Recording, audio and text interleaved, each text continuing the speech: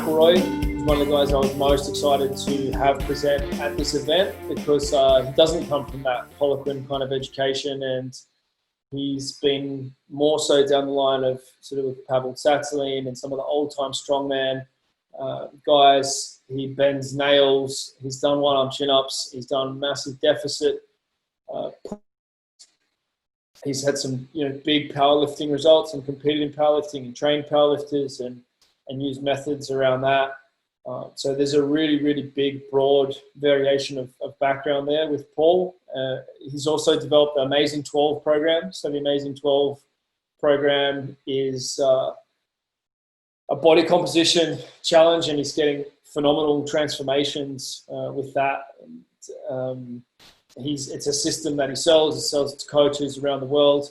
One of our other speakers at this event, Stephen Kiley, is an Australian guy who's been through that education as well. It's a system that gets phenomenal strength results together with body composition changes. Paul really, really knows his stuff, and the story behind the Amazing 12 and how that kind of came about, you can see on a bunch of the podcasts that Paul's done in the past. And I've listened to pretty much everything that he's done. A lot of the stuff that he did back in sort of 2015, 16 is not online anymore. Some of those podcasts have been just taken down or whatever reason they're not available anymore. So there's not really that much of his wisdom around unless you kind of get into his Amazing 12 funnel.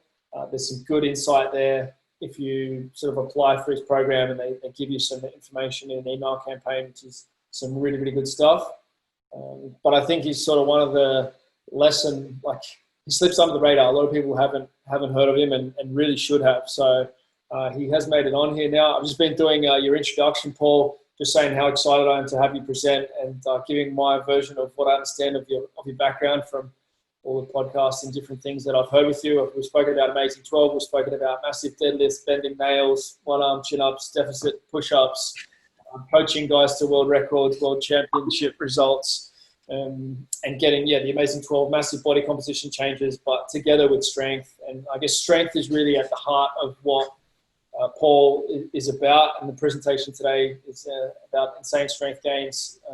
I think I'm better just hand it over to you while you're on here, mate. I'm excited for this. Well, we've still got connection. Hopefully it doesn't cut out. Thank you for that. You've taken out potentially the entire first half of the presentation where I was introducing myself, so that's good. You've saved some time there. I'm not the most technically savvy person in the world, so bear with me while I get this ready. No problem. There should be a button there that says share screen. Yeah. It should a link, and then we'll just see whatever's basically on your screen there. So, what time we got there in Ireland at the moment? It's just after 9 a.m. in the morning. Yeah. So here we go. It's popping up there now. And we're on, hopefully. Yep, that's it. Winning. I'm actually more nervous about getting this part right. I think we're off. Okay, so this is the presentation, and that's what it's about. And the reference to an equation is the fact that really to achieve anything in terms of an improvement in different physical capacities, you must learn first to master the manipulation of mathematics. And you're going to see to just what extent or get a glimpse to just what extent my head works when it comes to that. So first of all, I was just going to introduce myself. But it sounds like Keegan's already done a really good job of that. So essentially, I'm an educator, an athlete, and a family man. I've competed at national and international level successfully in several different sports, most notably boxing. Believe it or not, I'm not 12 there. I'm actually 21, even though I look about 14. Powerlifting and Gervoy sport, kettlebell sport. And I've also trained champions up as far as world champions in all those sports and others. I've been a fitness model. I was a runner-up in the 2005 Men's Health Cover Model of the Year competition. I've also trained 6 finalists of that competition. I wouldn't profess to be a mixed martial artist, but in my late 20s, I decided to try to be and dip my toe in at the highest level, training with guys who were at the top end of the UFC. And after a month training with them, the management saw fit to offer me a contract, which I didn't actually exercise, because when I came back, I bought a gym and found an inbox full of requests to program that I hadn't even invented yet. I'll get that in a second. I was only the second Irishman ever to bend the Ironman red nail, and one of the lightest men ever at the time. I have a degree in sports science. I was certified strength and conditioning specialist under the NSCA for over 10 years. And I was the first person from my country to be RKC level 1 and 2 certified. I became quite good friends with Pavel Satsalin, brought the RKC and Strong First to Ireland and the UK for the first time, and ended up being featured in a few of his books, most notably Easy Strength by Dan John, and Pavel Satsalin, also Simple and Sinister. And Pavel asked me to review and consult on his book with Andy Bolton, Deadlift Dynamite. So that's what that means. I've been in numerous magazines over the years, mostly with a strength focus. And I've trained champions I've trained a number of world champions, but I haven't inherited any world champions, if that makes any sense. Everybody who I've ever trained has either not done the sport before or not lifted a weight before I started training them. And within a very short period of time, they've won national and even world titles. I have 5 world champions in the sport of powerlifting and kettlebell sport, Commonwealth gold medalists in numerous sports, or in a few sports, I should say. And I've lost count of how many national champions, to be honest. And again, I've trained the highest totaling Irish powerlifter of all time, the first Irishman ever to squat in excess of 1,000 pounds. I've trained the highest totaling Irish kettlebell sport athlete of all time, and numerous medalists, gold on every other colour at world and European level. My first ever client that I put through a 12-week body transformation won the infamous Body for Life challenge, which most of the viewers may be too young to remember, but it was absolutely huge in the 90s. And that started a snowball effect of interest in 12-week body transformations. It's quite a harrowing story. If anybody wants to read it, it's on my website in the My Story section at the bottom of the homepage. It's an inspirational story of transformation that goes beyond six packs. Let's just put it that way. And against all odds, we won the Body for Life challenge. And that started interest in me training people for 12 weeks. It was actually when I went over to train with Matt Hughes and Robbie Lawler that I first put up the transformations that I'd been doing for free in my local community, which was a rough area, let's say, at the time. That I was training a bunch of people for free, and the transformations were dramatic, but I wasn't doing anything with them. And my website designer suggested I put them on the website. And when I came back from training with Matt Hughes, there was over 200 emails in my inbox asking me to do that 12-week thing. So that's where it started. I trained hundreds of people. The results were so dramatic that I was getting emails from all around the world as to how I was doing what I was doing. So I decided to start a global online fitness certification called the Amazing 12, which is what I have today, which is what we do. We've certified individuals and facilities in over 160 locations around the world. And it could have been 10 times that, but our recruitment process is so stringent that we only accept the best. You have to fill in an eligibility form online. You have to then an application form, and then it's a video interview where you have to bring your A game, and you have to pass all these areas just to be allowed into the educational material. And then you have to pass a 3-hour exam that you've got a 3-month period for which to study for. So people came from all around the world to learn how to do this and to take this business into their facility. And some people have become hugely successful with that. And these are some of the results. And there's been over 8,500 people have done this so far. And the thing that I'm most proud of, which you're going to hear about in the majority of this, well, actually coming up next, of this presentation, is that strength and the acquisition and the optimization of strength is what's at the heart of all these aesthetic changes, because conveniently the best way imaginable physiologically to make significant gains in muscle and also significant gains in fat loss is to dramatically improve capacities within the loading parameters that are most conducive to creating muscular hypertrophy. That's it. I.e. getting stronger for reps is the best way to get bigger. You know, getting exponentially fitter along with a clean diet, or, well, quote unquote clean diet, calorie deficit, some sort of optimized diet, which is actually, I feel, less important, but that's a lecture for a different day, is what's most important for fat loss as well. So performance is at the heart of this transformation program, and there's been over 8,000 so far. For example, the girl in this picture, there's a video of her, a few videos of her on YouTube. She built up the ability in 12 weeks to do a weighted chin-up with a 32 kilo kettlebell attached to her body. She also deadlifted 2.5 times body weight. She did a pistol with a 36 kilo kettlebell. Now, remember, she at this point was weighing like 53 kilos body weight. So it's insane pound for pound strength. She did 25 dips, 24 full-length body weight pull-ups. She was bench pressing over her body weight, you know, and the fellow in the picture was bench pressing 1.5 times body weight and did a weighted chin-up with 60 kilos attached to his body. You know, so these are real massive, almost lifetime performance gains that are being achieved in 12 weeks. So there's obviously something going on with the numbers. It's a bit more sophisticated than, well, it's a bit different, let's put it that way, than what way most people are approaching it.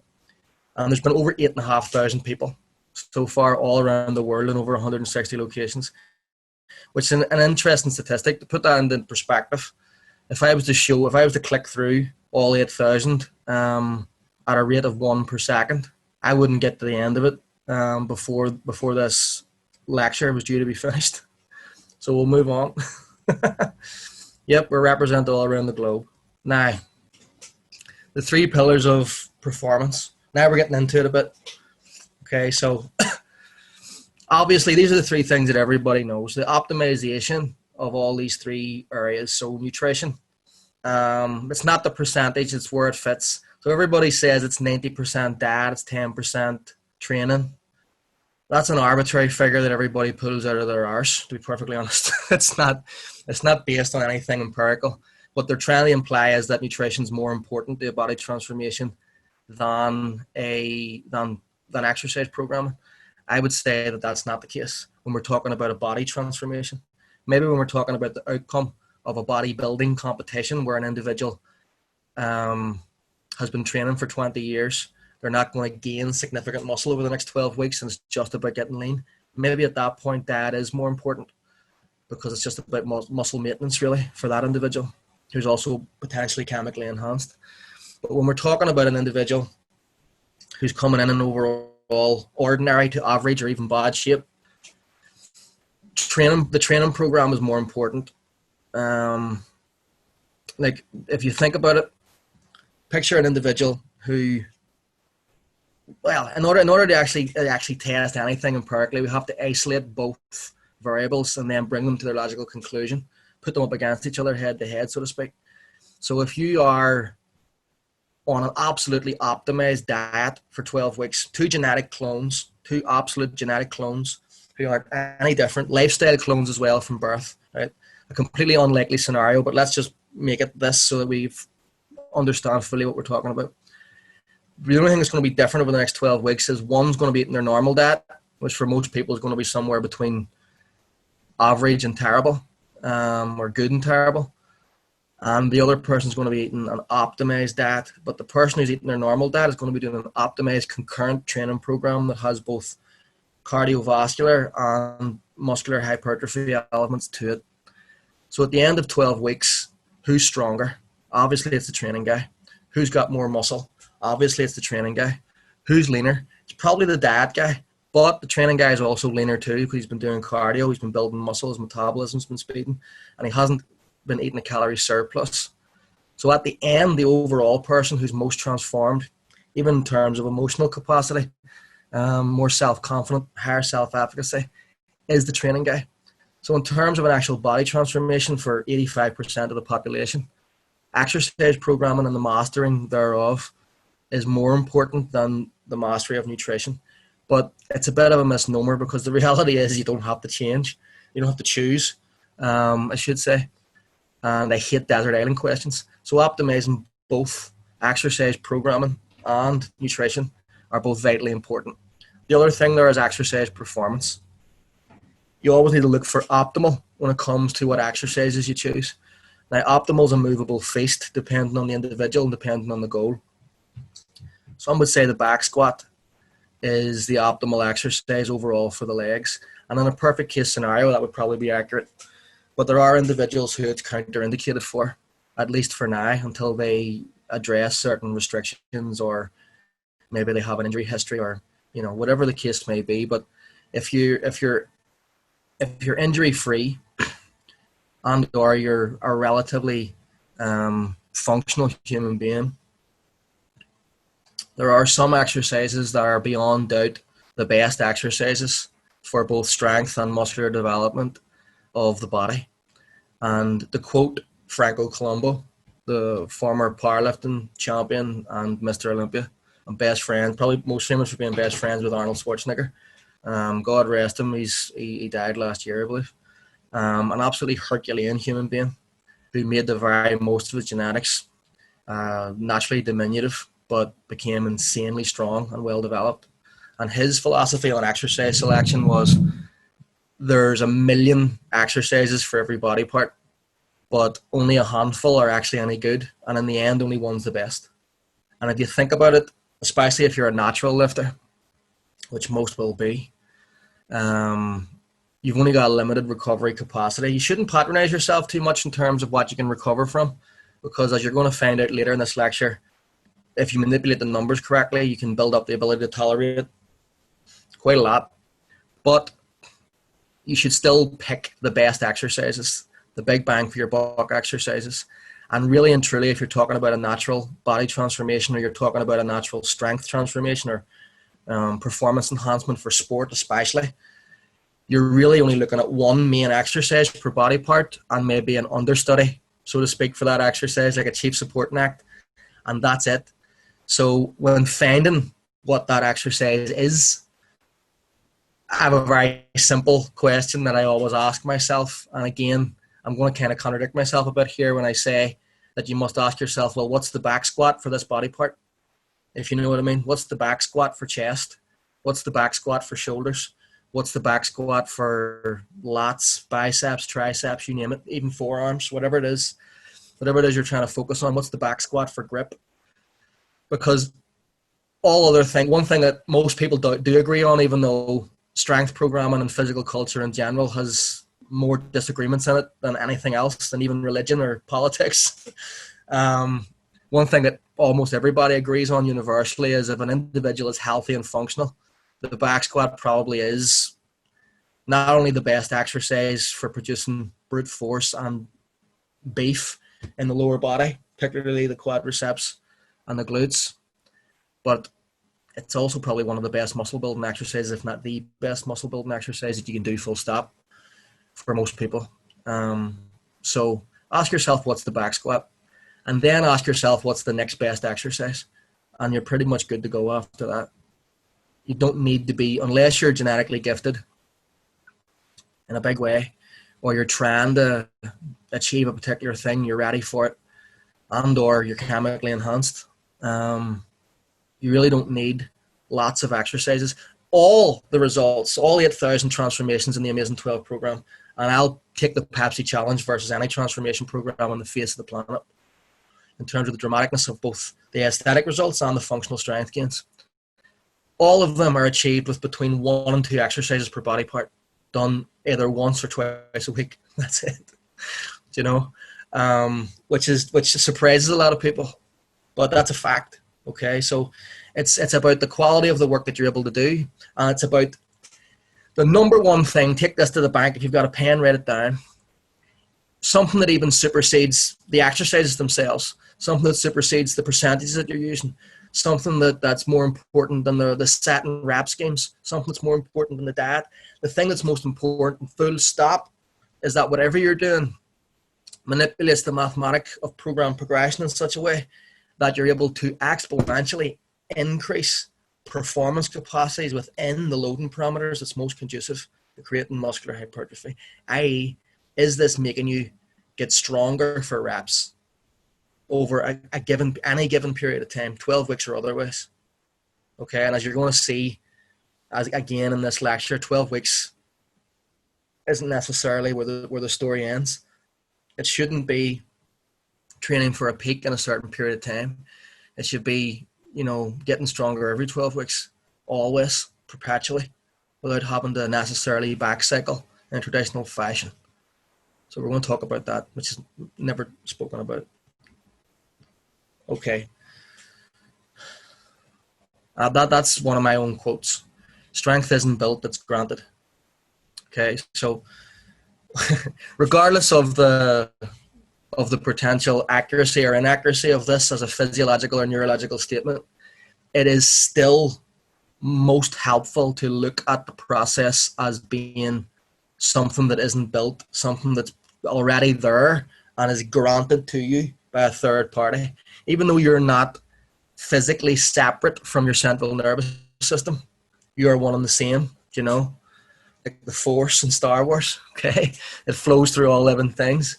You are it and it is you, but it helps from a pragmatic point of view to look at it as two separate individuals and as you as the subservient one to it, because it predicates for one mechanism or another how much strength you're able to exert or allowed to develop by. Whether that's built or granted, it really actually doesn't matter.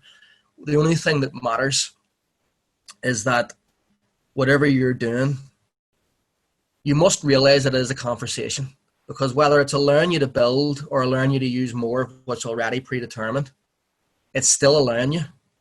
You're not forcing anything. And the minute you try to force progress is the minute that the natural threat responses in your body will kick in and shut you down. You see, all of us are capable. Where this whole granted thing comes from in my thought process is the fact that all of us are capable of spontaneous feats of superhuman strength.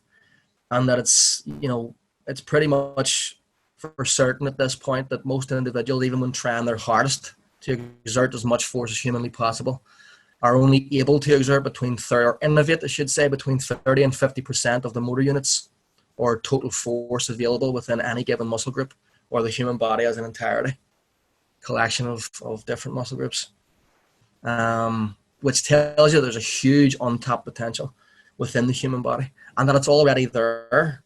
You're not actually, that is true. There's a lot of strength that's already there that you don't actually have to build, that you're just simply not allowed to use. And it's for self-preservation purposes. Because if we were to exert 100% without being ready for it, we would literally pull ourselves apart. We'd break our own bones, tendons would rupture, ligaments, all that would tear apart. We can sometimes see this when people are artificially, maximally electrically innovated in the electric chair. God bless them. That's where a lot of the myths about, so-called myths about demonic possession coming from people in electric chair, where they're pulling the chair apart and they're standing up and this and that's happening. It's not really. They don't know what they're doing. Sometimes that happens, or that has happened in the past, because people have been so neurologically innovated that all their motor units fired and they just became superhuman for a split second and tore themselves and the chair apart. It's happened. It's rare, but it happens. This strength exists within us. Now, whether or not through the processes of training, we are becoming more neurologically, to what percentage we're becoming more neurologically efficient and being allowed to use or being allowed to do more with the already predetermined percentage of 30 to 50%, or we're being allowed to use a higher percentage of what already pre-exists, really doesn't matter, because the best way to look for clues to make something better is to look at the history of previously good ideas. And if the question isn't what's the process of getting stronger, which, by the way, regardless of what people would have you believe, we're actually nowhere close to fully understanding all the neurological and physiological nuances of strength acquisition. We're really not. Right? We have theories, and some of them are more solid than others. But regardless of what the mechanism is to what or the vehicle by which it transpires, the main reason is what can we do to encourage it to happen? What's the best way to encourage whatever the process is to take place, and to take place consistently, and to take place profoundly, and dare I say perpetually? Okay, and when we look for that answer, we first have to look to the past. Like looking for the scientific answer to any question, we have to look to stand on the shoulders of the giants that have come before us, and look at the previous best ideas that have existed up to this point, and then with no small degree of humility and ego all rolled into one, try to improve upon it, try to dare to improve upon what's been done. And whether or not you succeed or not is up to the results. It's the good thing about strength is it's very empirically measurable. You know, does whatever method you're using help somebody get stronger? To what percentage does it work? So it's very easily to determine the acid test of that. So when we look at this, and if we accept that it is a conversation with the central nervous system, and it is because when you try to force strength, it never works. The body, as an organism, we haven't evolved to perceive the execution of extreme force as anything other than threatening, because the only time we're allowed to do it is in a life or death situation beyond what's required to take part in medial tasks. Even if we think about the whole paleo caveman thing and everything, I have to laugh when I see a lot of people doing paleo workouts. You know, listen, it's fun, and I'm not trying to poke fun at it, but you know, Paleolithic man probably looked more like Tom Hanks in Castaway than a fitness model, if you know what I mean. He wasn't running. He was running through the forest trying to escape the saber-toothed tiger thing. There was a lot of running involved, which is ironically what a lot of most strength heads don't want to do when they're talking about taking their training back to caveman days. But when he was running through that forest, he probably wasn't doing stop and do pull-ups on the branches. He probably wasn't doing dips or push-ups.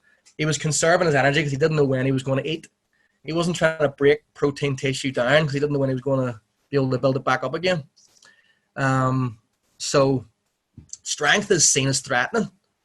That's a sort of a foreign concept to a lot of people, but that's why after a while you'll get an adapt or die response for so long, and then for whatever reason that we don't fully understand and that I'm only speculating on, really, your central nervous system seems to understand on a cellular level that what you're doing isn't actually going to kill you, but doesn't like what it is and just kind of shuts it down. So anything that threatens the organism, being that the organism's only goal is survival and procreation, is shut down, and it's shut down super fast by the body's processes. And this governor, this sort of phantom governor that lives within us all, this central nervous system, that's the same as you, but should be viewed as separate for pragmatic purposes. So if it's a conversation to persuade somebody to allow something to happen, then what is the history of previous best conversations with the governor? Well, yeah, well, that's just more of what I've already said, really. So the strength to lift every weight you never have is already there, if the motivation's high enough. Trust me. You know, there's 98-pound women who've deadlifted cars off children, etc. So first of all, it's accomplished through the manipulation of mathematics in such a way as to bring about increase in the capacity, I should say, within programmatic variables, without a proportionate increase in RPE. So that's getting stronger. We'll look at the best ideas or the previous best conversations in a minute. I've skipped several slides. Okay, so getting stronger, first of all, or the way you should look at it, because it's the way it is about setting up a scenario where the mathematics progresses in such a way that you're able to, that there's an increase in the programmatic variables, i.e. the amount of weight you can lift, the volume that you're doing it for, the density that's involved, without a proportionate increase in the RPE.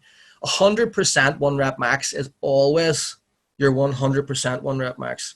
What that represents varies and can vary on a minute by minute basis if you want to get really nuanced into a kilo here or a pound there. It depends on a whole number of physiological and lifestyle related variables. But a number will always represent 100% at any given time. And so therefore, any sub 100 percentage is also always there. But what represents that number can be changed and can be influenced by our training. So getting stronger is organizing the mathematic, starting somewhere at a given percentage and organizing the maths in such a way that by the time you get back to any given percentage, it represents a lower percentage. So therefore, the programmatic variables have increased without a proportionate increase in RPE. And that focus on rate of perceived exertion is an important one. And I'll talk about that more as we go along. So progressively better conversations. If we look at, for my money, potentially the worst conversation overall for all outcomes, but one that still produces results up to a point for beginners and also for early intermediates. And the longer the progress you get from the first method, the failure model, the old 3 sets of failure that everybody started on, 3 sets of 10, whatever the rep scheme, doesn't really matter. How long you progress in that is directly proportional to your genetic ability and or your chemical enhancement or lack of chemical enhancement. But for every individual, it's not the best idea if you want to perpetuate progress and if you want to optimize progress as you're going, because it's the most threatening. And in keeping with the conversation that we've had up to now, this produces quite a poignant and early threat response from the body. Now, that's not to say that failure shouldn't play a role in the programming picture entirely, but it's an hors d'oeuvre. It's maybe not even a dessert. It's an hors d'oeuvre at best. And it's something that should be tethered in a prison of comfort. So if you're using failure, it should only take up a small portion. Most of your productive work should have been done before you do it.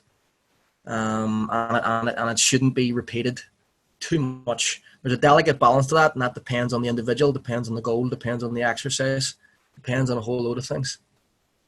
Periodization, or at least the Western model that was kind of bastardized from the Eastern European model, involves, believe it or not, there's many different versions of it, but probably the more well-known version of it does involve going to failure, but it involves going to failure in different time periods at different rep ranges. So you're spending different zones, training for different qualities.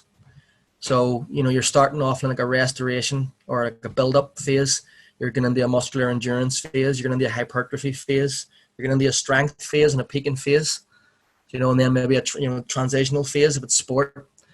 Then you're repeating that macro cycle with all those different mesocycles within that macro cycle and the odd mini cycle within the mesocycle.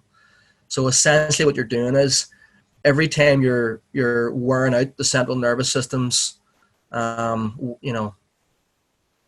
tolerance to going to failure, you're changing a variable. You're changing the exercises, you're changing the rep range. And even though you're still training hard and going to failure in the next rep range, the change has been enough to lengthen the comfort, to lengthen the productivity of the cycle, to keep it moving. And this is similar to the West Side model, where the West Side guys max out every week. But they don't max out every week on the same exercise. And that keeps the central nervous system fresher than if they were to just try and max out, let's say, on the full competition lift every week. That would go stale very fast, especially if you're advanced, even if you are chemically enhanced. But West Side's a whole different ball game, who are giant.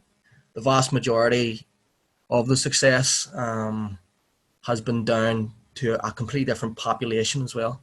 It's a hell of a program, but Louis Simmons is an absolute genius, and he's the only one who I've ever seen who's actually, used pure West Side to its best degree, and some of his real close students, so to speak, like Dave Tate, etc., Mark Bell.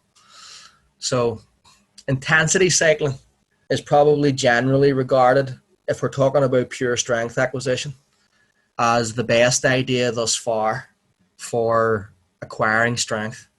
And essentially, if you're not familiar with that, which I'm sure most of you are, what it is the characteristics of it are that it's maybe starts off in a static rep range. The rep range stays the same, but the intensity, i.e. proximity to failure or percentage of one rep max, or proximity to maximum or percentage of one rep max, varies over time. So you're starting off on a lower percentage in a set rep scheme. You're not going to failure for a long period of time, relatively long, somewhere between 6 and sometimes 12 weeks.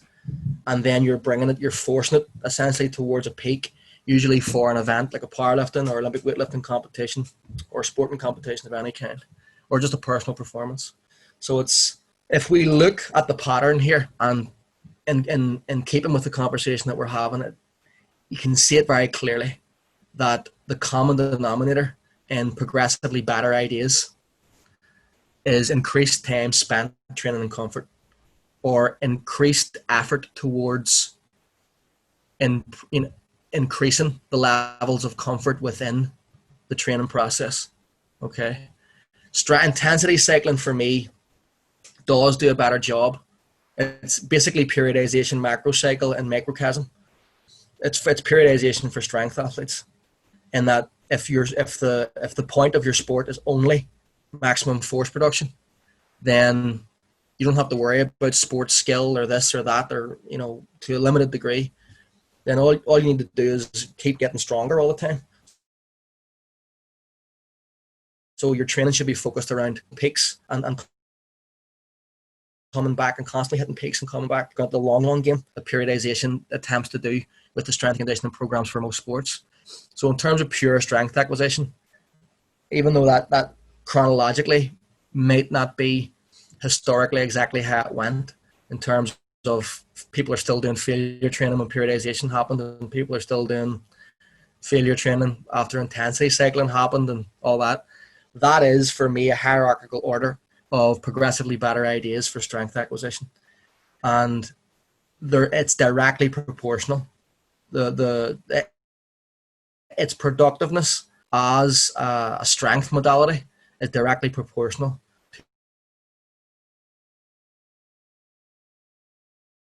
to the amount of time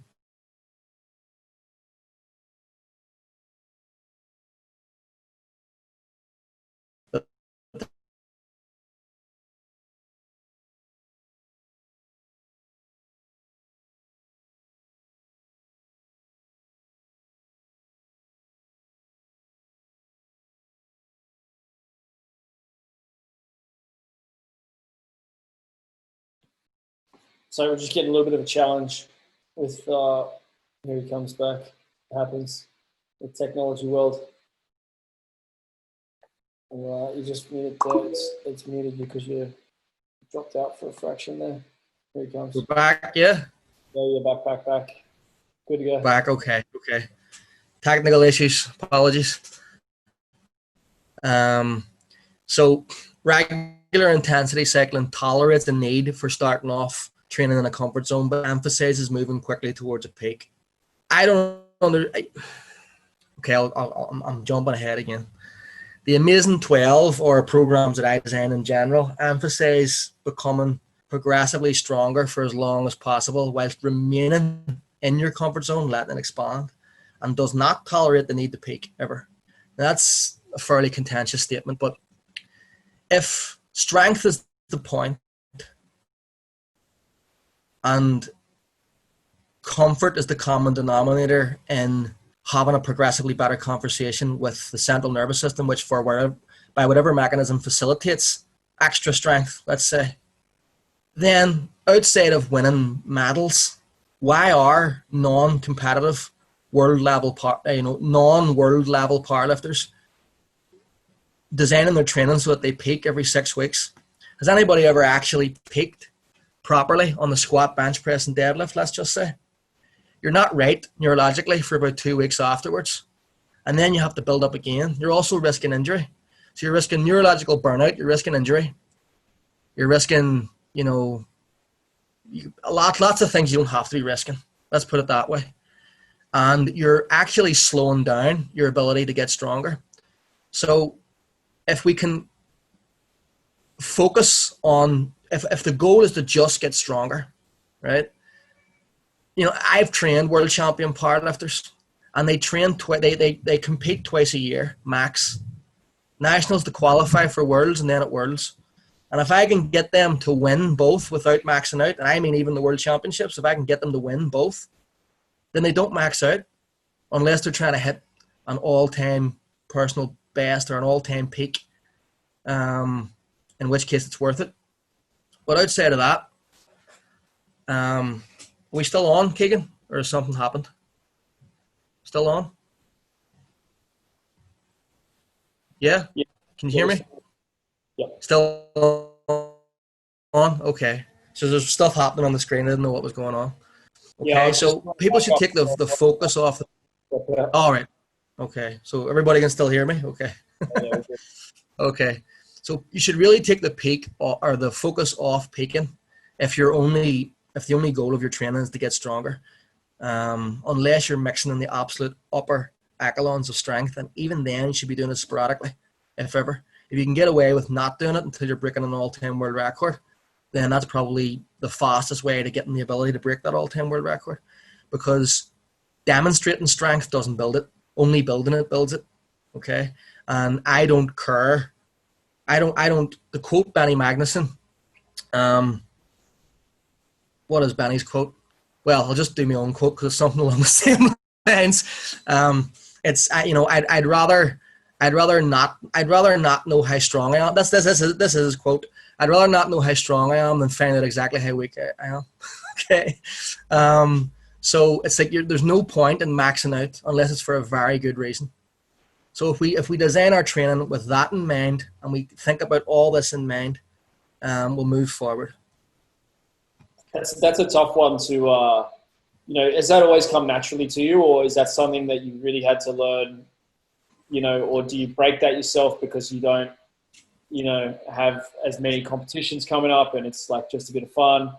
From time to time, or that's a tough one for us as coaches, right? Like to not get that It's tough for people as human beings to get their head around, because speaking for myself directly, I get a rush of blood and just want to know. It's like I've been progressing. It's like what Dan John always says is that your program's going to be working so well, you're going to stop doing it. It's like it's not enough. Nothing's ever enough for human beings. It's just, and I include myself in that. It's part of the human condition to get impatient, to get bored, and so in designing a so-called perpetual strength cycle, you have to take that into consideration, especially with athletes, because athletes, in my experience, I don't know if it's testosterone levels or like just hyper focus or singularity of purpose, or hyper competitiveness for all the above reasons. But they're very impatient in general. I don't mean to generalize, but they tend to want, win now. They want everything now. They want to see everything getting better. They want to max out. They want to show off. A lot of them, not all, but there's that sort of performance tendency among athletes as well, and I include myself in that.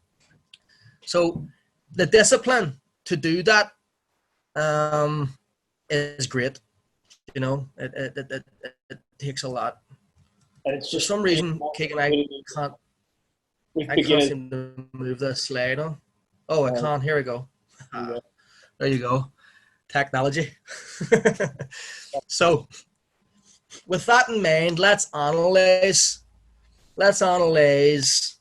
part of my approach versus probably strength cycling or intensity cycling 101, which is 5x5, which, by the way, I'm not trying to I still use 5x5, or my versions of it in different ways with myself and others. There's nothing particularly wrong with any set and rep scheme by the way. People need to take the focus off, is 3 times 10 better than 10 times 10, or 5 times 5, or 8 times 8. Anything times anything isn't programming, right? That's just random numbers, especially if all you're doing is lifting what you can lift for those numbers. I mean, that's doing 5 reps isn't going to make you stronger. It just means you're doing 5 reps. You're within the loading parameters that allows you to lift heavier weights. But if you're lifting to the capacity of your ability within those loading parameters, then you're a fool. I don't mean to be, well, you're not training optimally. Let's put it milder. You're not training optimally, because all that's doing is demonstrating your strength, right?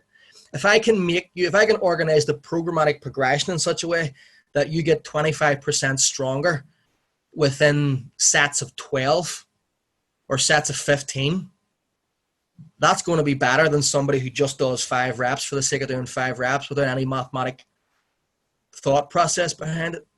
You know, because if you get stronger in any rep range, you get stronger in every rep range. Okay? There are certain outcomes to getting stronger within different rep ranges that are different. For example, if you're getting stronger within sets of 12, you're more likely to be bigger by the end of that than you are if you're getting stronger within sets of 3 or 3 to 5. But stronger is still stronger. And if you exponentially improve force production with any given percentage of 1 rep max, or any proximity to 1 rep max, you improve every percentage, including 100%. The only thing that's maybe possible to, or the only thing that's maybe required to fully optimize your performance at the higher end weights is maybe a short peaking cycle, just to let your central nervous system get used to feeling the heavier loads in your hand. But, you know, your performance is likely to be up even without that. That now we're just talking about degrees of optimization. Okay, so with that in mind, I have nothing against 5 times 5, but I'm just gonna throw some numbers, some common numbers about. Okay, so let's say lifter A and lifter B are 2 genetic clones. This is something that I spoke about in a recent podcast, and I thought it was quite a good example, so I included it in this lecture. So they're 2 genetic clones, and they're 1 rep max, and let's say the bench press is 100 kilos. The cycle peaks at 85 kilos, which is 85%, just to keep the math simple. And that's a total of 15 reps and not 25, because in the original program, it's 2 progressively heavier warm-up sets before your 3 working sets. You could even make it the full 25, but let's just say it's 15. Okay. The workout duration, including warm-ups and rest periods, is probably depressingly somewhere between 30 and 40 minutes. If you're talking about somebody who is strong, right? A 100 kilo 1 rep max isn't particularly strong, but if you're talking about somebody who is strong, you are going to be training longer than you think to get those 5 sets of 5. Unfortunately, that is actually just a fact. You see things in magazines, and it's like 2 minutes rest, 3 minutes rest. When you're doing it in real life with people who are big and strong, that just doesn't happen. You know, if you're talking about maximum ATP resynthesis and stuff like that, and having your nervous system properly cool down, elite powerlifters can be 10 or 15 minutes in between sets of squats. I mean, that sounds peculiar, but it does happen, especially if you're talking about heavyweights. But 5 times 5, frequency of 3 times a week. And let's say the total duration of the cycle is 12 weeks. Okay. Now we've got lifter B. Now, to say this is the A12, or to say that this is an example of a result of the A12 program, is slightly misleading, because the A12 actually has several programs within the umbrella of the A12. The A12 is just a name, really. There are separate cycles that are that I deem most conducive to producing results for all the different exercises. So the squat has 2 different programs, and which one you do depends on your level of experience and strength coming in. The deadlift has a different program. The military press, the bench press, and the vertical pulls all have the same type of program. The assistance exercises have a different program. The muscular cardio exercises have about 4 different programs. There's the metabolic conditioning aspect in terms of running and sprinting and stuff have 3 different programs. Okay, so there's several different programs under the one banner, right? And what I'm showing you here is actual typical results of the one that's used with the bench press. Okay, so same individual, same starting 1 rep max. The cycle peaks at 80% or 80 kilos, so 5% less in both percentage and actual kilo weight, for a total of 45 to 55 reps. Okay, which is a lot more than 15. Even at the lower end there, you're talking 2.4 times the volume. Okay, and you're doing that, the total workout duration, let's say, is 18 minutes, which is, to keep math simple, is 50% of the time. The frequency is only twice a week, which it is in the program, and only for the bench press. For many exercises, it's once a week. At the most, it's twice. So twice a week. And it is possible and fairly common for you to achieve these numbers within 6 weeks. So still with 6 weeks left of progression. Okay. For an advanced individual, it may take the full 12. But for a lot of people, you can get to these numbers within 6 weeks. And I think about that for a second. Okay. You've got somebody who's doing 2.4 times the volume in a workout that lasts half as long, with 33% less, 33.3% less workouts per week, right? So what's 36? 3 times a week is 108 times 12 is 1,296, okay, minutes of total training time. But if you're doing 18 minutes twice a week, that's 36 minutes a week. For 12 weeks, that's 432, which is a third of the time. But if you're achieving that in 6 weeks, right, that's 216 minutes in total, right? That's only just less than 17% of the total training time to achieve much higher volume with a comparable, albeit slightly less, intensity, right? So take that on board for a second. It's actually, I want to say 16.66% of the training time, right? Now, bear that in mind. Question and answer time. Do you like apples? I'm going to assume everybody said yes. Who doesn't like apples? So now, who can do more reps with 85 kilos or 85% of their former 1 rep max, A or B? B being the A12 guy. It's definitely B. It's definitely B, because he's gained the ability to do that even with the lower percentage, because his work capacity is 2.4 or 240% more in way less time. Okay. Who can do more reps with 100 kilos or the former 1 rep max? It's B again. All other things being equal, whose muscles grew the most? It's definitely B, because the volume of work is much higher and it's also much denser. I mean, there's no competition, okay? Which program looks like it's designed to increase skeletal muscular endurance more, A or B? Well, again, it's B, even though it's increased all the strength capacities way more. It's definitely increased muscular endurance more, because you're doing a much higher volume of work in a much shorter space of time. God, that's the very definition of muscular endurance. But in the end, which lifter has now got more absolute strength? It's B again. And those two things aren't common. Okay. Now I'm going to go on to actually show you how we do this. Not with the A12, but with a completely different program that, or a completely different series of programs. I'll show you. Okay. So how do you like apples? It's peculiar. It's not common, but it is common when you start approaching your training with this ethos. It's common in the A12, and it can be common. It doesn't have to be the A12. It can be any program. Okay. So with that in mind, I thought I'd give myself a challenge. Now, I did this a number of years ago. Actually, when I put my mind to, well, how can we make anything comfortable? Because I once said to somebody, you can make anything comfortable if you get the numbers right. And that individual said to me, well, what about eccentrics? It's a super maximal training method, training modality, and it's anything but comfortable. And if anybody has ever done eccentric training, you'll know just how brutal it actually is. And if you're a natural lifter, I would say, unless you know how to do what I'm about to show you, don't ever do it, because the risk of injury is very high. And even though the rewards can be decent, I just don't think that they're high enough to mitigate that. However, I'm about to show you how to do it. So negatives are super intense, right? They're defined as being super maximal because you can handle higher percentages of your 1 rep max. Or sorry, well, you can handle a higher number than your 100% 1 rep max.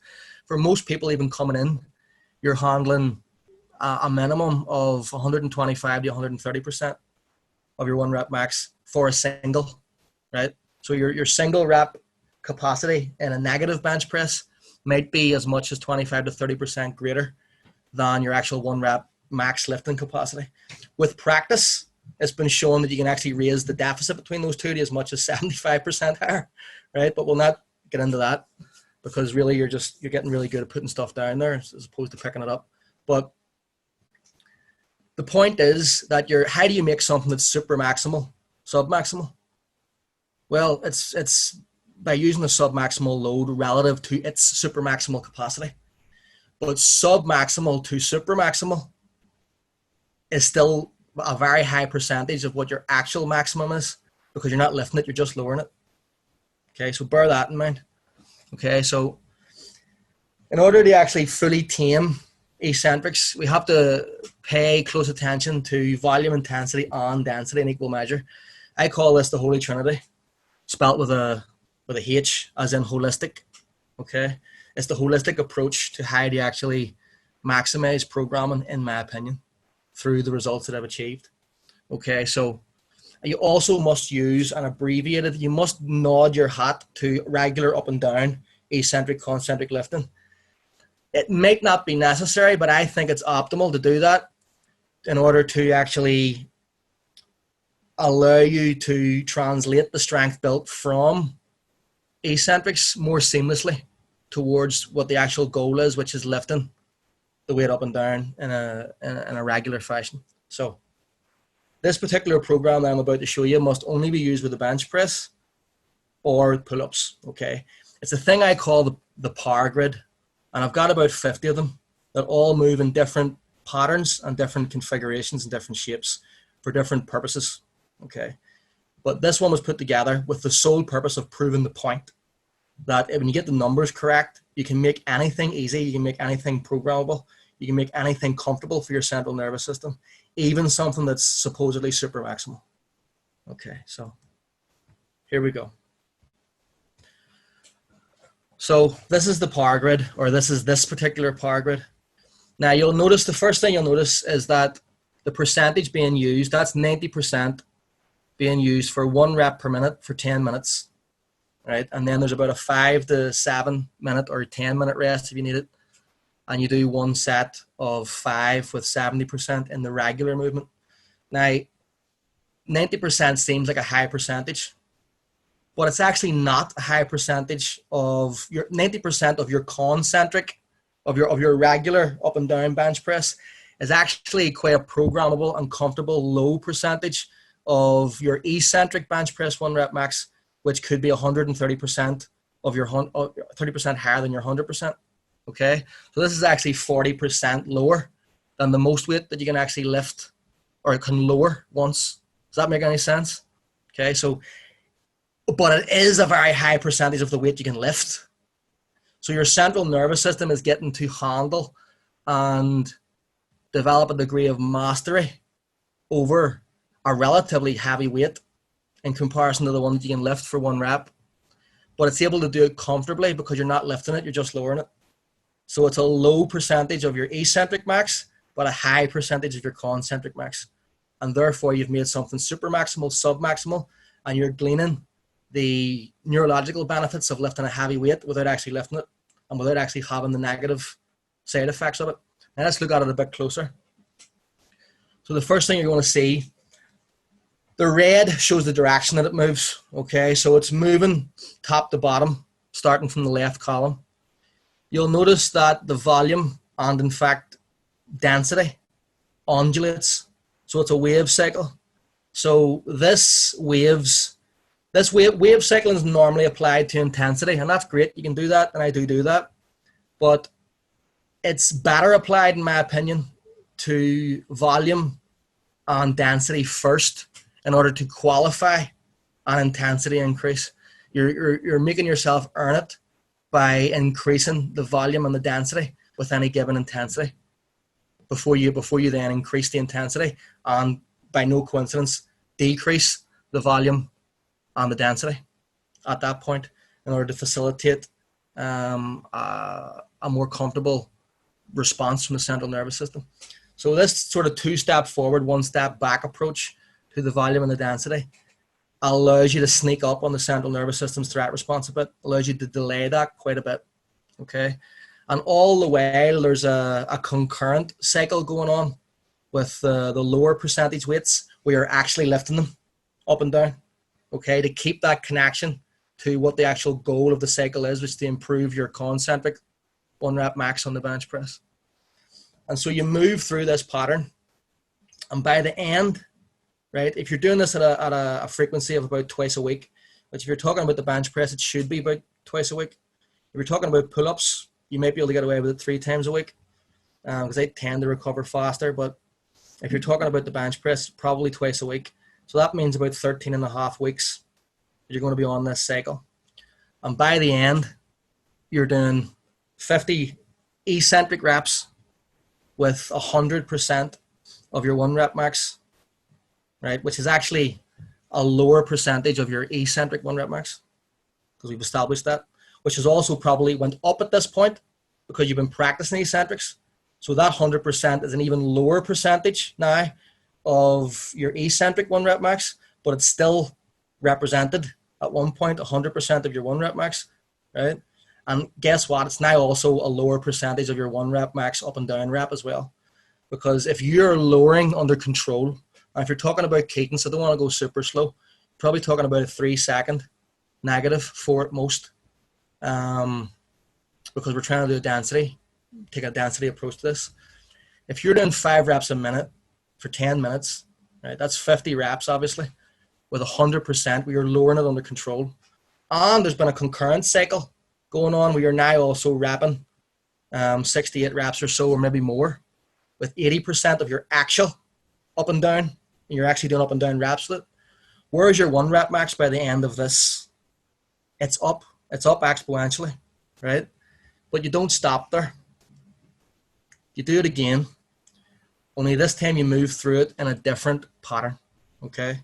And this different pattern is more challenging than the last pattern. It's the same numbers, it's the same cycle, but it's more challenging than the last pattern. Right away, you'll see that it's characterized by an intensity increase by the second workout and by the third. So that's jumping, okay? There's a lot of stuff going on at once. And by the time you work your way through this more challenging cycle, you get to the end, you're even stronger again. And why can you get to the end even though this is a more challenging configuration of workouts? Because you've already done them all. You just haven't done them in this pattern. So it's essentially a totally different cycle, even though it's the exact same numbers. And the beauty of it is it's configured in a more difficult pattern. So it's a more difficult cycle using the same numbers, but it's numbers you've already achieved at one point, which adds enough comfort for you to be able to get through it. And by the time you get through this 13 and a half weeks, you're stronger again without having to test it. But you don't stop there. You do it again. And this time you go through it in an axe formation, okay? And this one's quite cool because it's characterized by a more difficult pattern once again. You can analyze this. You're going up immediately, and you're going up in both not only intensity but also in volume straight off the bat. This is a more difficult pattern to move through. So the axe goes red, red, red from top left down, and then from top right down, and then you move down a level and you go from top left down, and so on and so forth. There's a couple of workouts that you miss in the middle, the top, middle, and bottom middle. Doesn't matter. This is a more difficult cycle than the previous pattern, even though it's all the same weights and it's all the same numbers. But the beauty is your central nervous system is getting so used to it at this point that it wouldn't matter what high difficult a pattern of progression you put in. You're just getting stronger and stronger, doing the same cycle, but a different cycle every 13 and a half weeks. This one actually takes a bit longer. Okay. And when you get to the end of this, you're stronger again, but you don't stop there. You do this, right? And this is the diamond formation. Now, this is not more difficult, right? This is actually the reason why this cycle comes in is to solidify your total and utter dominance, as if it needed it at this point. Your total and utter dominance over these percentages. So you've heard of light, medium, heavy. Well, this is sort of medium, light, medium, heavy is the pattern that flows through this. Okay, and it flows the whole way down. And you'll notice that the medium workouts are overrepresented at a ratio of about 2 to 1. Okay, and that every heavy workout is sandwiched between a medium and a light workout. Okay, and this just improves your dominance over these weights even further in a pattern that helps solidify the comfort with which your central nervous system is handling these percentages. And it provides the longest cycle yet. I think it's 147 days if memory serves me. And by the time you get to the bottom of this, you're stronger again, and you haven't had to max out not once. You haven't had to change the cycle not once, even though you've changed it several times. You've changed it, but you haven't. And then once you get to the bottom of this, you do this. And this is the fifth pattern, okay? The fifth pattern is the chaos pattern. And it can be either the hardest or the easiest or anything in between. You literally pot shot the workouts at this point. And you'll notice as well that the percentages have increased by 5% from the start right the way through. So we've made the first intensity increase, but it's come nearly 18 months of progress in using the same workouts. And at this point, you're going to find these intensity increases even easier than the first cycle. Like these heavier weights in the most challenging pattern that you can do it in, which would probably be strong workout, weak workout, strong workout, weak workout. So at the top end, the last workout, then the first workout, the second last workout, then the second workout of the first cycle, which is probably the most challenging way to do the chaos approach, will still be easy, even though you're doing it in a more challenging fashion, and even though you're using higher percentages. Because at this point, you can wrap a present, or you can wrap this up on a bow. You can write up the deeds because you own these weights, you own these percentages, you own these poundages. And it's the most safe 18 months of training that you've ever done in your life. It doesn't get in the way of anything in your life because it's 10 minutes twice a week. I'll repeat that back once more for the cheap seats. It's 10 minutes twice a week.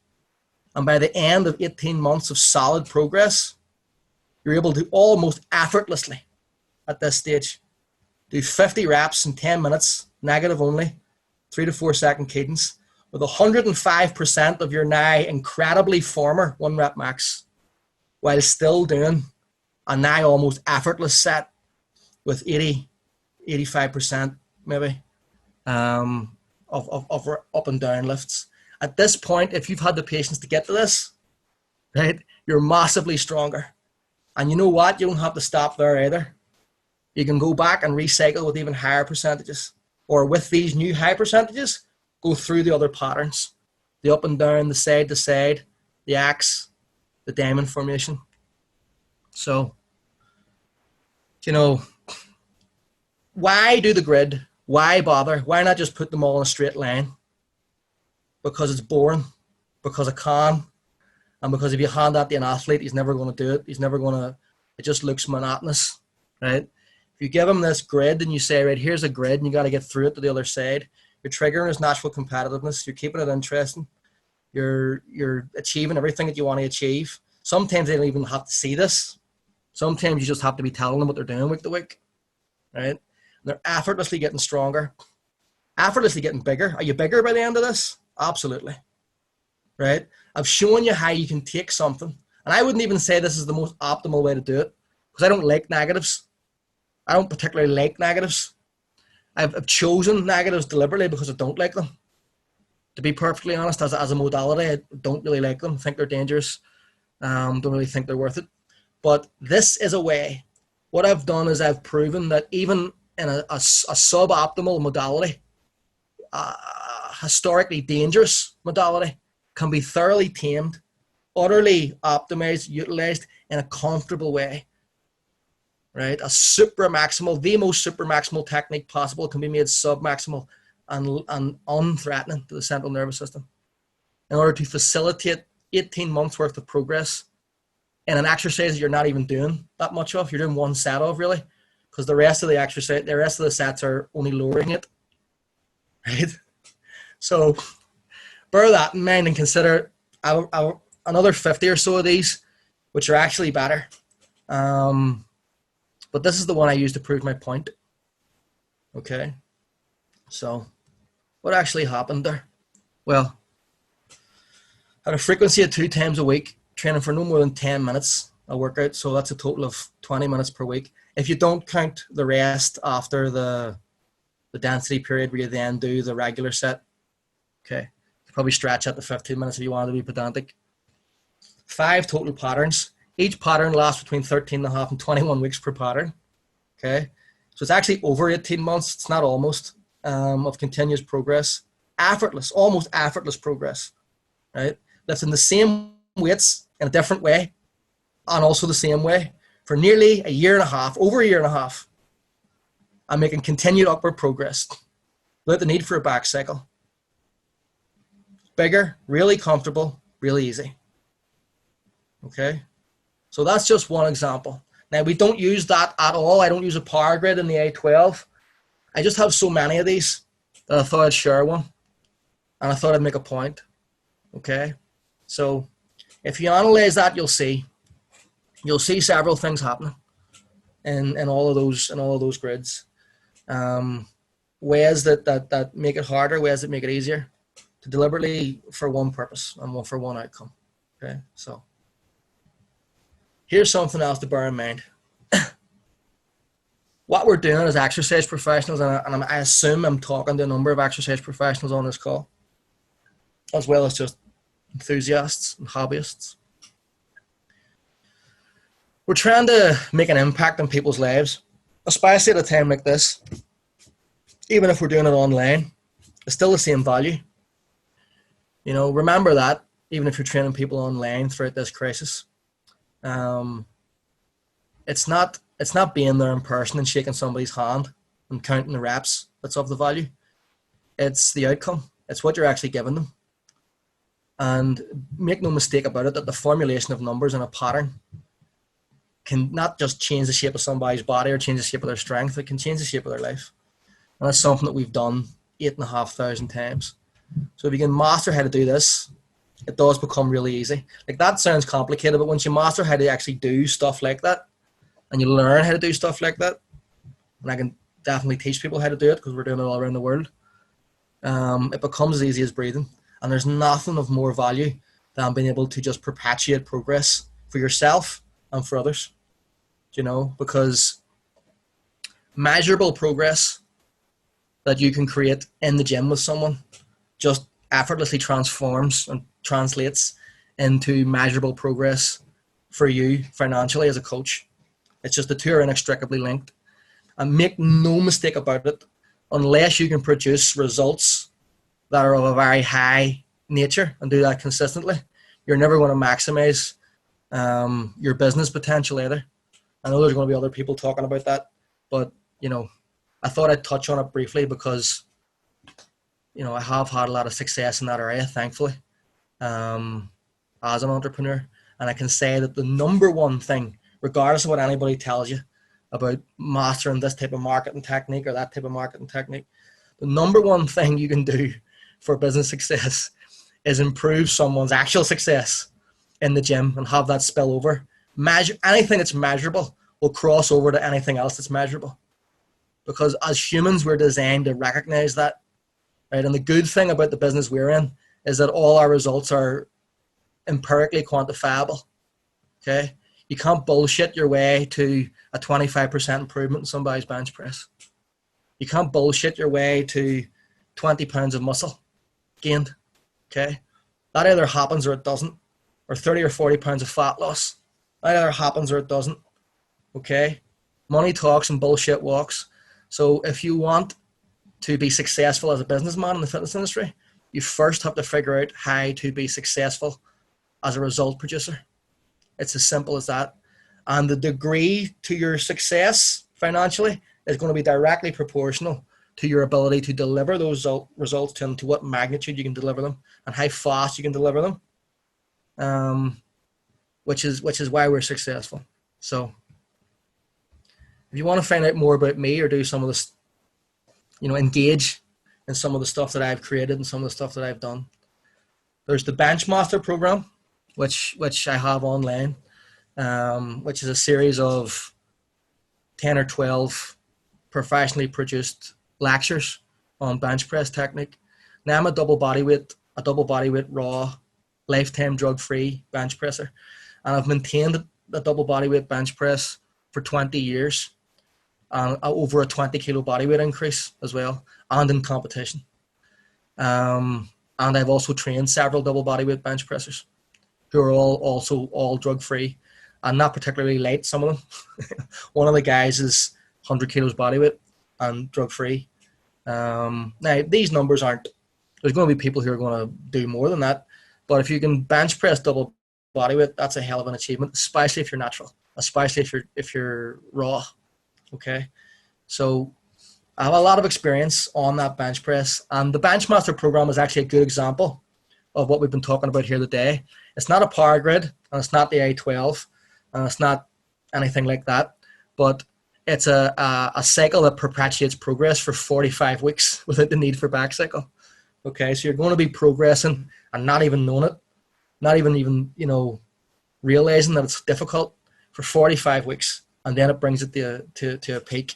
And it's something that dozens of people were getting great results on when I within a few weeks of my releasing it. And then the COVID crisis hit and everybody had to stop bench pressing because they couldn't go to the gym, most of them anymore. But if you have the facility to bench press in your home or wherever you are, this moment in time, staying safe and not taking any chances, it's a good program. Or if you just want to learn about how to program in the way that I do it, it's worth it alone. It's like $100 US. There's also the Amazing 12 online certification, which I've been talking about up to this point. There's a strict screening process. You might not get through, but it's worth it if you can. We have a lot of coaches that are doing 6 figures a year with just a program. One who's done over half a million in 3 years. So it's very lucrative. It's a very highly, there's a lot of education involved. There's over 200 videos. You have to pass a 3-hour exam. There's a tough screening process. There's interviews. There's applicability tests. But if you get to the end of it, you know you're good and you know you're going to be successful with the product, and you get the opportunity to change lives and earn a lot of money with it, and also learn how to, optimize performance of exercise technique and programming and get results that are beyond what most people are getting. So that's the Amazing 12 certification. And you can do that. You can discover both these things and the other educational resources about my philosophies. There's a number of videos on my website as well where I talk about the different philosophies that I have on training and on strength and on building muscle and losing fat at the same time, which most people say can't happen. But it's just a numbers game. If you get the numbers right, you can do it. And you can do it to quite a high degree. So these are all to be found on amazing12.com. And that's the address at the top there. Amazing12, the numbers 12.com. And you'll see all this. So thank you very much for the opportunity to speak. And I hope that you enjoyed it. Did very much. There's good crew and big response there within the group using the workplace chat. Guys are talking about great passion, amazing language, strong, great insights. There's a lot of just agreeing with some of your thoughts and concepts. The way you've explained some of the things there around controlling intensity and building the mindset around strength as a conversation and the nervous system and some of those concepts are super powerful, Paul, and I don't think they are being explained as well as you are explaining them. So that's why I really wanted to have you part of this conversation. Like the work that you've done with Pavel and with lifters all around the world. It's a bit of a different method and system to a lot of what coaches have been exposed to, and I think that philosophy is valuable. And within RealMVMT and what I do, I want coaches to look at the different possibilities and the ways that things are getting done. And the cycle that you've outlined is a perfect demonstration of consistency and the comfort zone concept that you've used successfully to get massive results. So appreciate you sharing that with us. And I really enjoyed the Benchmaster program. I have had difficulties with the equipment side of things as well, but I love your work, and I love what's been in the Easy Strength books and what you're doing. It's great to see Amazing 12 coming out in its new release and getting out there to train as coaches. We're all doing our best to improve the standards of world strength and performance, and you're making a massive contribution to that. So really appreciate your time tonight, and I'm sure there's going to be a lot of guys follow up with you. I know you're not massive on the Instagram and Facebook sort of stuff, but the whole social media thing I haven't fully got on board with yet. I just see it as superfluous, and it doesn't really come under my radar, to be honest. I don't really get it. But you can follow me on Instagram, I think. It's Paul McIlroy at Amazing12, or Paul McIlroy Amazing12 at Amazing12, something like that. You'll find me. I look like me. Facebook is probably where I am the most. I should probably turn that into a page by now. You can still follow me on it. I think the friends are maxed out, but people unfriend me periodically when they get sick of me talking about stuff that flies in the face of their commonly held beliefs. So you might be able to get me there, but you'll be able to find me on Facebook, and you'll be able to find me on Instagram, as well as theamazing12.com. And thank you very much for the kind words, Keegan. Thank you.